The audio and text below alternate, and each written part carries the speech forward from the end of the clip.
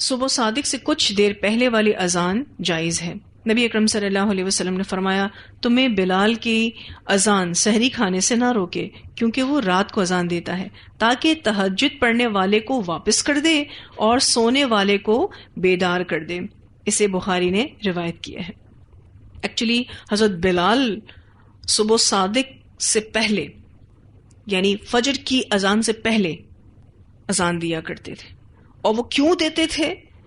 تاکہ جو تہجد پڑھ رہا ہے وہ واپس آ جائے، اس کو اگر تھوڑی دیر ریسٹ کرنا ہے تو وہ ریسٹ کر لے، ٹھیک ہے، اور جو سویا ہوا ہے وہ بیدار ہو جائے، تاکہ وہ کس کی تیاری کر لے؟ فجر کی تیاری کر لے۔ اسی سے ہی علماء یہ فقہ اخذ کرتے ہیں کہ سحری کے لیے اذان دینا سنت ہے۔ انشاءاللہ آپ آگے پڑھیں گے اسی چیپٹر میں کہ بلال جب یہ اذان دیتے تھے تو اس وقت اس کی حکمت یہ بتائی گئی ہے کہ لوگ اٹھیں اور سحری کر لیں۔ اس میں آپ دیکھیں تو اس حدیث کے بھی شروع میں نبی اکرم صلی اللہ علیہ وسلم کیا فرما رہے ہیں کہ تمہیں بلال کی اذان سحری کھانے سے نہ روکے، یعنی اگر تم سحری کر رہے ہو تو کنٹینیو کرو، کیونکہ ابھی فجر نہیں ہوئی ہے، صحیح؟ تو علماء کیا بتاتے ہیں کہ سحری کے لیے اذان دینا سنت ہے۔ ایک اناؤنسمنٹ ہے کہ we are very close to فجر، تو جس کو بھی سحری کرنی ہے وہ اٹھ جائے، سحری کر لے، جو کر رہا ہے وہ کنٹینیو کرے، جو تہجد پڑھ رہا ہے ٹھیک ہے وہ اپنی تہجد کو وائنڈ اپ کرے، اور اگر اس کو ریسٹ کرنا ہے تو ریسٹ کرے، ٹھیک۔ نبی اکرم صلی اللہ علیہ وسلم نے فرمایا جب اقامت ہو جائے تو فرض نماز کے علاوہ کوئی نماز نہیں ہوتی، اسے مسلم نے روایت کیا ہے۔ اب آپ مسجد میں ہیں اور آپ سنتیں پڑھ رہے تھے، لیکن اقامت شروع ہو گئی، اب آپ وہ سنتیں جس پوزیشن میں جہاں پر بھی ہیں فوراً سے ہی وائنڈ اپ کیجیے اور فرض کو جوائن کیجیے۔ بعض دفعہ ایسا ہوتا ہے کہ آپ نے اپنی فرض نماز شروع کر دی ہوتی ہے، آپ مسجد میں تھے اور آپ نے اپنی فرض نماز ہی شروع کر دی اور آپ کو جانا تھا، اور آپ نے کہا کہ میں شاید جماعت کا انتظار نہیں کر سکوں گی، عورتوں پہ ویسے بھی جماعت کی نماز نہیں ہے تو آپ انتظار کہتے ہیں کہ میں نہیں کر سکوں گی، اور آپ نے اپنی فرض نماز شروع کر دی، لیکن اس میں ہی اقامت ہو جاتی ہے، تو بھی آپ کو اپنی فرض نماز چھوڑ کے جماعت کو جوائن کرنا ہے۔ آپ یہ سوچ کے کہ فرض ہے تو اب میں کیسے اس کو توڑوں، یہ بات ٹھیک نہیں ہے، کیونکہ نبی اکرم صلی اللہ علیہ وسلم نے فرمایا جب اقامت ہو جائے تو فرض نماز کے علاوہ کوئی نماز نہیں ہوتی۔ یہاں پر فرض نماز کے علاوہ کوئی نماز نہیں ہوتی مطلب یہ کہ اس وقت جو امام نماز پڑھا رہا ہے نا فرض، اس کی بات ہو رہی، آپ کی اپنی فرض جو پرسنلی آپ پڑھ رہے ہیں اس کی بات نہیں ہو رہی، ٹھیک ہے؟ کیونکہ بہت سارے لوگ یہ سوچتے ہیں ہم فرض نماز شروع کر چکے ہیں، ہم اس کو کیسے توڑیں، ہمارے پاس کوئی عذر نہیں تھا، ٹھیک ہے؟ ایکچولی امام کی اقتداء اتنا امپورٹنٹ معاملہ ہے کہ آپ اس کو ڈس اوبے نہیں کر سکتے۔ امام کو ڈس اوبے کرنا کسی بھی سینس میں دین میں اس کی اجازت نہیں ہے۔ اس کو ہم بہت چھوٹا سا میٹر لے لیتے ہیں، ہم کہتے ہیں اچھا خیر ہے کوئی مسئلہ نہیں ہے، یا اس بارے میں ہم تحقیق نہیں کرتے کہ آخر حکم کیا ہے۔ یہ کوئی چھوٹا معاملہ نہیں ہے، کافی سیریس میٹر ہے۔ ایون آپ انشاءاللہ آگے جب امامت کا چیپٹر پڑھیں گے نا تو اس میں یہ ہے کہ جو بھی امام کے ساتھ ساتھ بھی رکوع اور سجود کرے نا اس کو بھی گدھا کہا گیا ہے حدیث میں، کیونکہ بہت سارے لوگ بے وقوفی میں یہ کام کر رہے ہوتے ہیں، ٹھیک ہے جی؟ تو یہ بات بہت اچھے سے آپ کو واضح ہونی چاہیے کہ جب اقامت ہو جائے تو فرض نماز کے علاوہ کوئی نماز نہیں ہوتی۔ اچھا یہ ایشو ویسے خواتین کے ساتھ ہی آتا ہے، مرد حضرات کے ساتھ نہیں آتا، کیونکہ مرد اگر مسجد میں ہے تو obviously وہ کس کا ویٹ کرے گا؟ نماز کا ویٹ کرے گا، ٹھیک ہے نا؟ یہ خواتین کے ساتھ ایشو آتا ہے کیونکہ خواتین کے لیے جماعت سے نماز پڑھنا کمپلسری نہیں ہے۔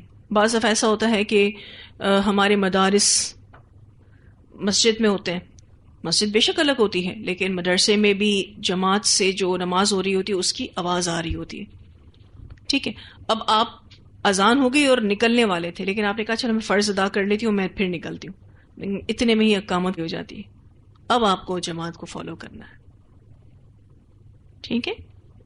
رسول اللہ صلی اللہ علیہ وسلم نے میدان عرفات میں 2 نمازیں اکٹھی پڑھی، آپ صلی اللہ علیہ وسلم نے اذان 1 مرتبہ دلوائی اور ہر نماز کے لیے اقامت الگ الگ کہلوائی، اسے مسلم نے روایت کیا ہے۔ نمازیں اگر جمع کی جا رہی ہیں تو اذان ایک ہی بار دی جائے گی لیکن اقامت الگ الگ ہوں گی۔ رسول اللہ صلی اللہ علیہ وسلم نے فرمایا جب اقامت کہی جائے تو صف میں شامل ہونے کے لیے نہ بھاگو بلکہ وقار کے ساتھ چلے آؤ، جو نماز تم امام کے ساتھ پالو وہ ٹھیک ہے اور جو رہ جائے اسے بعد میں پورا کرو۔ اسے بخاری نے روایت کیا ہے۔ لوگ جلدی جلدی بھاگتے ہیں کہ نماز کی رکعت ہماری چھوٹ جائے گی، تو آپ صلی اللہ علیہ وسلم نے فرمایا ایسا نہیں کرنا ہے، پورے وقار کے ساتھ آپ آئیں کیونکہ آپ نماز کے لیے آ رہے ہیں۔ اب چونکہ آپ لیٹ ہو گئے ہیں آپ کو اس بات پر بھی صبر کرنا ہے، جو بھی آپ کی نماز مس ہوگی آپ کو اسے بعد میں پورا کرنا ہے۔ بہت سارے لوگ اس بارے میں کنفیوز ہو رہے ہوتے ہیں کہ جو رکعت ہماری امام کے ساتھ پڑھنا رہ گئی ہے اس کو امام کے سلام پھیرنے کے بعد ہم کیسے پڑھیں گے۔ تو اس کو تھوڑا سا میں آپ کو بتا دوں، جیسے ہی امام اپنی نماز کو کمپلیٹ کرے گا، سلام پھیر لے گا، آپ کو سلام نہیں پھیرنا، آپ کو کھڑے ہو جانا ہے۔ بالفرض آپ 4 رکعت نماز کی جماعت میں تھے، ہم ظہر کی نماز لے لیتے ہیں، ٹھیک ہے، 4 رکعت ظہر کے فرض آپ جماعت کے ساتھ پڑھ رہے تھے، لیکن آپ تیسری رکعت میں امام کے ساتھ جوائن ہوئے، ٹھیک ہے۔ اب جیسے ہی امام اپنی 4 رکعت کمپلیٹ کرے گا تو آپ بھی تشہد پڑھیں گے، صحیح۔ اب آپ جب تشہد پڑھیں گے تو آبویسلی آپ کو سلام نہیں پھیرنا، آپ کو کھڑے ہو جانا ہے۔ آپ کھڑے ہو جائیں گے، آپ کے اب کتنی رکعت باقی ہیں؟ 2، ٹھیک ہے۔ اب یہ جو 2 آپ نے پڑھی ہے نا، یہ آپ ابتدائی اپنی 2 رکعت کو کنسیڈر کریں گے کہ یہ آپ کی ابتدائی 2 رکعت ہو گئی اور آپ کا ایک تشہد ہو گیا، ٹھیک ہے۔ اب جب آپ تیسری رکعت کے لیے خود سے کھڑے ہوں گے تو اب آپ تیسری رکعت میں تشہد نہیں پڑھیں گے، پھر چوتھی رکعت پڑھیں گے، چوتھی رکعت کے بعد تشہد پڑھیں گے، ٹھیک ہے۔ یعنی آپ امام کے ساتھ جب سے جوائنٹ ہوئے ہیں وہی آپ کی نماز کی ابتدا ہے، وہیں سے ہی آپ اپنی نماز کو کنسیڈر کریں گے۔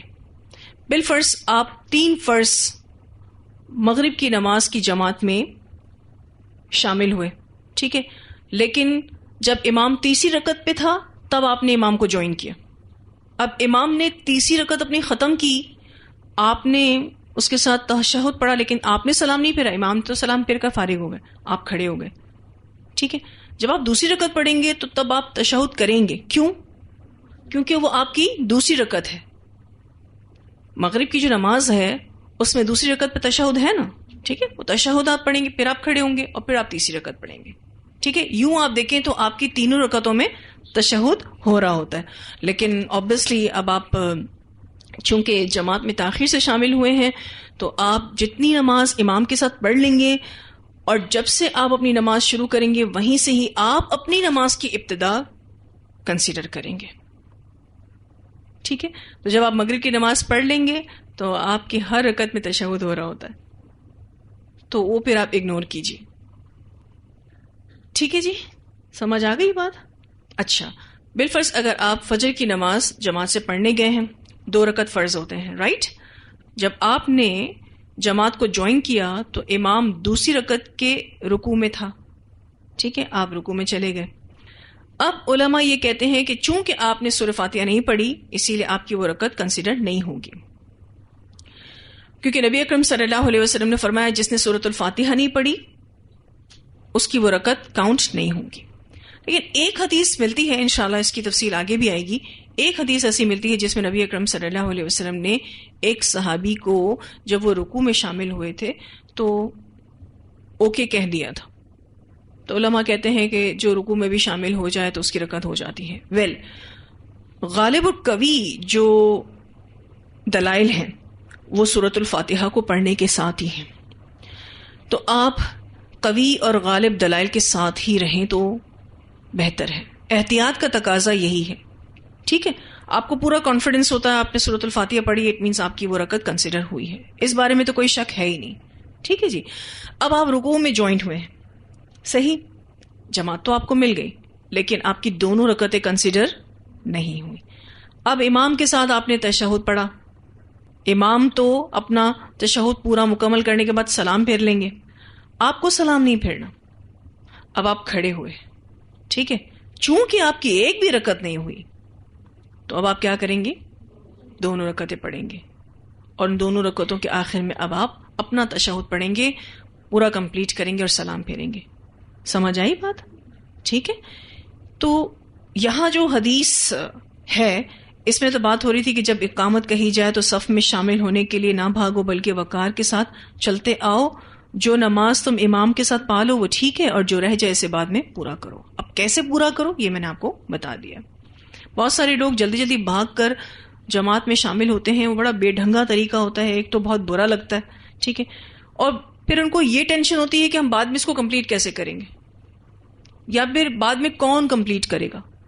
ہم بھاگیں، دھکے دیں، چپل ایک ادھر پھینکا ایک ادھر پھینکا، بس ہمیں جماعت مل جائے تاکہ ہمیں بعد میں نماز پڑھنی نہ پڑے. کچھ لوگوں کی یہ بھی سوچ ہوتی ہے، ویل ہم نے ایسا نہیں کرنا، کیونکہ ہم جس کام کے لیے آ رہے ہیں وہ کام بڑا آنرڈ کام ہے، ہم نماز پڑھنے کے لیے آ رہے ہیں تو ہمارا آنا بھی اتنا ہی پروکار ہونا چاہیے. سیدنا عبداللہ بن عمر رضی اللہ تعالیٰ عنہما روایت کرتے ہیں کہ رسول اللہ صلی اللہ علیہ وسلم نے فرمایا، بے شک بلال رات کے وقت اذان دیتے ہیں، پس تم کھاؤ اور پیو، یعنی بلال کی اذان سن کر سحری کھانا نہ چھوڑو. اسے بخاری نے روایت کیا ہے. یہ وہی والی بات ہو رہی ہے جو ابھی ہم نے پچھلی حدیث میں بھی پڑھی تھی. سیدنا عبداللہ بن مسعود رضی اللہ تعالیٰ عنہ کی حدیث میں اس پہلی اذان کی حکمت یہ ہے کہ سیدنا بلال رضی اللہ تعالیٰ عنہ کی اذان اس لیے ہوتی تھی تاکہ نماز تہجد ادا کرنے والا آرام کے لیے یا سحری کے لیے واپس ہو جائے، اور جو سویا ہوا ہو وہ نماز فجر کے لیے یا سحری کے لیے بیدار ہو جائے. ٹھیک ہے. اب اس حدیث میں حضرت بلال کی اذان کی یہ حکمتیں بیان ہوئی ہیں. ایکچولی اس اذان کا مقصد یہ ہوتا ہے کہ لوگوں کو بیدار کیا جائے تاکہ وہ اٹھیں اور نماز کی تیاری کریں. اگر ان کو روزہ رکھنا تھا تو وہ سحری کر لیں، ابھی بھی اتنا ٹائم ہے فجر میں کہ تھوڑا بہت کچھ کھایا جا سکتا ہے. اور اگر کوئی تہجد پڑھ رہا تھا تو اس کو ریسٹ کے لیے ٹائم مل جائے تاکہ تھوڑا وہ ریسٹ کر لے، فریش ہو جائے فجر کے لیے. اور پھر یہ بھی پتہ چلتا ہے اس حدیث سے کہ حضرت بلال اذان دیتے تھے. ایک اور حدیث میں بھی کچھ یہی ٹاپک ہے، اور اس میں باقاعدہ یہ بتایا گیا کہ پہلی اذان جو صبح صادق سے پہلے ہوتی تھی وہ حضرت بلال دیتے تھے، اور فجر کی اذان عبداللہ بن ام مکتوم رضی اللہ تعالیٰ عنہ دیا کرتے تھے. تو اس سے پتہ چلتا ہے کہ ایک مسجد میں دو مؤذن بھی ہو سکتے ہیں. تو نبی اکرم صلی اللہ علیہ وسلم کی مسجد نبوی کے دو مؤذن تھے، ایک بلال حبشی رضی اللہ تعالیٰ عنہ اور دوسرے عبداللہ بن ام مکتوم رضی اللہ تعالیٰ عنہ. اور جو حدیث میں آپ کو بتا رہی ہوں جن میں ان دونوں صحابیوں کا ذکر ہے، اس سے ایک اور مسئلہ بھی اخذ کیا جاتا ہے کہ اگر کوئی شخص نابینا ہے تو وہ بھی مؤذن بن سکتا ہے. جیسے کہ آپ سب جانتے ہیں کہ عبداللہ بن ام مکتوم جو تھے وہ نابینا صحابی تھے. ٹھیک ہے جی. تو ایک مسجد میں نماز کی اذان دینے کے لیے دو مؤذن رکھنا بھی درست ہے. اور دوسری بات یہ پتہ چلتی ہے کہ اگر کوئی شخص نابینا ہے تو وہ بھی مؤذن بن سکتا ہے. اس اذان اور نماز فجر کی اذان میں اتنا وقفہ نہیں ہوتا تھا جتنا کہ آج کل گھنٹہ آدھا گھنٹہ کیا جاتا ہے. اچھا، آج کل جو اتنا ٹائم دیا جاتا ہے تو وہ بھی درست ہے، غلط نہیں. ٹھیک ہے. سیدہ عائشہ رضی اللہ تعالی عنہا فرماتی ہیں کہ دونوں مؤذنوں کے درمیان صرف اس قدر وقفہ ہوتا تھا کہ ایک اذان دے کر اترتا اور دوسرا اذان کے لیے چڑھ جاتا. اسے مسلم نے روایت کیا ہے. آپ صلی اللہ علیہ وسلم کے دور میں جو صبح صادق سے پہلے اذان دی جاتی تھی اور پھر اس کے بعد فجر کی obviously اذان ہوتی تھی، تو اتنا شارٹ ٹائم ہوتا تھا کہ ایک مؤذن اترا تو دوسرا چڑھا. ٹھیک ہے. ابھی کچھ منٹ ہوتے ہوں گے. اب ان کی سحریاں بھی اتنی ہی مختصر تھیں، وہ کھجور پانی کے ساتھ سحری بند کر لیتے تھے. تو اب ہمارے ہاں تو سحری کافی طویل ہوتی ہے، اسی لیے آدھا گھنٹہ ایک گھنٹہ کا ٹائم ہوتا ہے. تو خیر اینی ہاؤ لوگوں کو فیسیلیٹیٹ کرنے کے لیے اگر آدھے پونے گھنٹے کا ٹائم یا ایک گھنٹے کا ٹائم بھی رکھا گیا ہے اور سحری کی اذان دی جا رہی ہے تو اٹس اوکے فائن، اس میں کوئی ممانعت نہیں ہے. ضروری بھی نہیں ہے کہ سحری کے لیے اذان دی جائے. ٹھیک ہے. آپ نے دیکھا ہوگا اکثر رمضان کے مہینے میں سحری کے ٹائم پر کوئی ایک شخص اونچی اونچی آواز میں لوگوں کو اٹھا رہا ہوتا ہے، وہ ایک اناؤنسمنٹ کر رہا ہوتا ہے کہ جو کوئی سویا ہے تو وہ اٹھ جائے. ٹھیک ہے جی. خیر ایسا کیا جا سکتا ہے، یعنی سحری کے لیے اذان دی جا سکتی ہے، اس میں کوئی مذائقہ نہیں، اس میں کوئی ممانعت نہیں. ایک شخص اذان سن کر مسجد سے باہر نکل گیا تو سیدنا ابو ہریرہ رضی اللہ تعالیٰ عنہ نے فرمایا بے شک اس شخص نے سیدنا ابو القاسم صلی اللہ علیہ وسلم کی نافرمانی کی. اس سے مسلم نے روایت کیا ہے. تو کیا بات پتہ چلتی ہے کہ اذان کے بعد نماز ادا کیے بغیر بلا عذر مسجد سے نکلنا منع ہے. اذان ہو گئی ہے، اب آپ کو نماز پڑھ کر ہی جانا چاہیے. اب یہ پابندی عورتوں کے لیے تو نہیں ہے، لیکن آبویسلی آپ مسجد میں ہیں اور اتنا ٹائم آپ نے نکال دیا ہے کہ اب اذان ہو گئی ہے تو اب نماز پڑھ کر ہی جائیں، الا یہ کہ آپ کی سواری انتظار کر رہی ہو یا آپ کو کوئی لینے آیا ہے تو وہ انتظار کر رہا ہو یا آپ کا کوئی اور عذر ہو. لیکن مردوں کے لیے تو کسی صورت اس کی اجازت نہیں ہے، الا یہ کہ ان کے ساتھ کوئی سالڈ ریزن ہو، کوئی ویلڈ ریزن ہو. عذر ہو تو اذان ہونے کے بعد وہ مسجد سے نکل سکتا ہے. ایسے میں یہ ہے کہ اذان ہوئی، کسی مرد کو کوئی ایمرجنسی آ گئی، وہ نکلا اور نماز شروع ہونے سے پہلے پہلے واپس مسجد پہنچ گیا تو ایسا بھی کیا جا سکتا ہے. ٹھیک ہے جی. اب کسی اذان ہوئی، کوئی اپنی مجبوری میں بیچارہ باہر نکلا اور وہ کام فوراً سے نپٹا کے واپس آیا کہ اس نے جماعت کو جوائن کر لیا تو بھی کوئی مذائقہ نہیں. ادروائز اگر کوئی اذان سن کے مسجد سے نکل جاتا ہے تو کس کی نافرمانی کی؟ اس نے آپ صلی اللہ علیہ وسلم کی نافرمانی کی. نبی اکرم صلی اللہ علیہ وسلم نے فرمایا جو نماز کا ارادہ کر کے آتا ہے وہ نماز ہی میں ہوتا ہے. اسے مسلم نے روایت کیا ہے. کیونکہ آپ گھر سے نکلے ہیں نماز پڑھنے کی نیت سے، وہ پورا راستہ، پھر اسی طرح سے جب آپ مسجد پہنچے وہاں آپ نے اذان سنی اور آپ جو ویٹ کر رہے ہیں وہ ٹوٹل ٹائم اللہ تعالیٰ آپ کا نماز ہی میں کنسیڈر کر رہے ہیں. تو نماز کو چھوڑ کر کوئی کیسے جا سکتا ہے؟ اسی لیے یہ حدیث بہت اہم ہے کہ جو نماز کا ارادہ کر کے آتا ہے وہ نماز ہی میں ہوتا ہے.